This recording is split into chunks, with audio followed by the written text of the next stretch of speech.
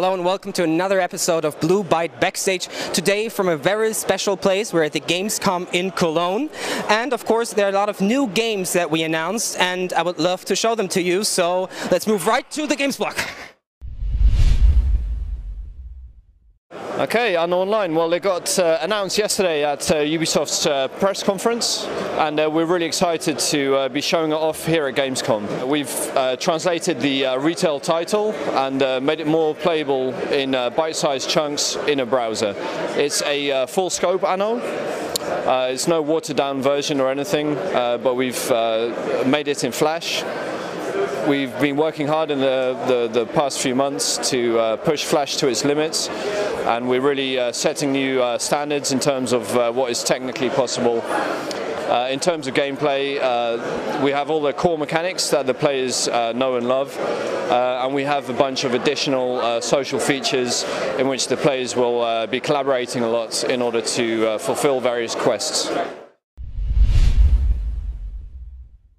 Might and Magic Heroes Online is the latest installment, should I say, of the Might and Magic Heroes franchise, and it's one of those genres and one of those games that it doesn't really need any introduction. The second you see someone playing Heroes, within 1 or 2 minutes you will immediately know that they're playing Heroes. It's that iconic, and Might and Magic Heroes Online is our vision for how it would be to take this game online and also to produce a AAA game inside a browser. And that's the approach that we have, and it looks really stunning. Being a browser game and using Flash, we're not going to use 3D assets for absolutely everything. So the main character is 3D, but most of the enemies and backgrounds and so on are going to be 2D. But because the assets are the high quality assets found in mostly Heroes 6 and some of them even in Heroes 5, we're going to achieve the level of quality that we're shooting for, and we really think that this is the next generation of browser gaming. Anyone would want to look at this game and say, so it's like Heroes Light. I usually counter and say, no, it's closer to Heroes Ultimate. It's an online game. Because it's an online game, you need to get thousands and thousands of meaningful playtime hours from people. And the community builds around a game that is very, very deep and rich. So where a game like Heroes 6 might get away with having hundreds of playtime hours, we need to get thousands out of players, because that's just how online games work. And to that end, we've made some adjustments that, instead of actually making the game, should we say, less sophisticated, is actually serving to raise the skill ceiling a little bit, for example in combat and so on. So we're really looking forward to how that goes over with the players. We think it's really important to be accessible and also to have long-term staying power, and that's the biggest challenge, and also something that I'm really confident that we'll handle well. Hey Captains, this is David from Blue Byte, live at Gamescom 2012 in Cologne, Germany. I wish you could be here because the place is packed and the atmosphere is great, and I'm here to present Silent Hunter Online on stage. For the very first time we are showing moving pictures, video footage from the game on stage to a live audience that has been great so far, and we are very, very happy with the feedback that we have received so far. Maybe I give you a quick overlook on the things that we present on stage about Silent Hunter, some gameplay features that we highlight here on stage. The first thing would be, you know that in Silent Hunter it's your role to be a hunter of the deep seas and hunt enemy convoys, and we also have that in Silent Hunter Online, but we also added new features apart from the game being free to play.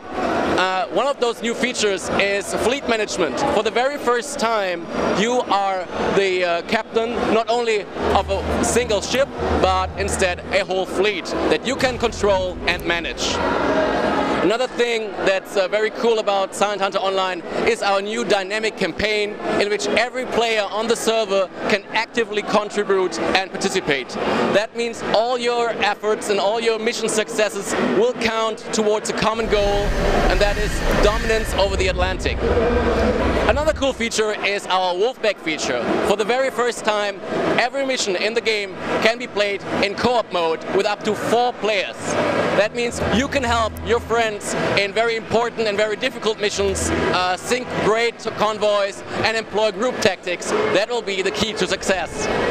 So that's been our quick overview on some details about some gameplay pillars of the game. I would love to see you here at Cologne. If you can't make it, you could still participate in the closed beta, which will start very, very soon. So go to signhunteronline.com. Hello Settlers fans, I'm here on the Gamescom and I'm presenting the next feature of the Settlers Online. We presented the new feature which you can play on the test servers, like the economy overview, the new tutorial and the trade window. And we presented also 2 new features, the news window and the pre-combat feedback. For our players which had not the time to come to the Gamescom, I will explain the 2 new features now. So the pre-combat feedback gives you feedback before you go into a combat. So you can see in your general which says it's a good idea to attack or it's a bad idea. So you can change your unit setup, you can try before you battle your unit setup. And the other feature, the news window, gives you an overview about the current status of your island. You can see there the demolished mines and the demolished wheat fields and wells, and you can rebuild it instantly with only few clicks. This helps you to have more time for other things like adventure. I hope you enjoyed the new feature of the Settlers Online, and if you want to see more, you can go on the forum where our community manager presents a new page with all new features, with screenshots and so on. That's it for Blue Byte Backstage today. Thank you very much for watching. We had a blast here at Gamescom, and I would say see you next time. Take care.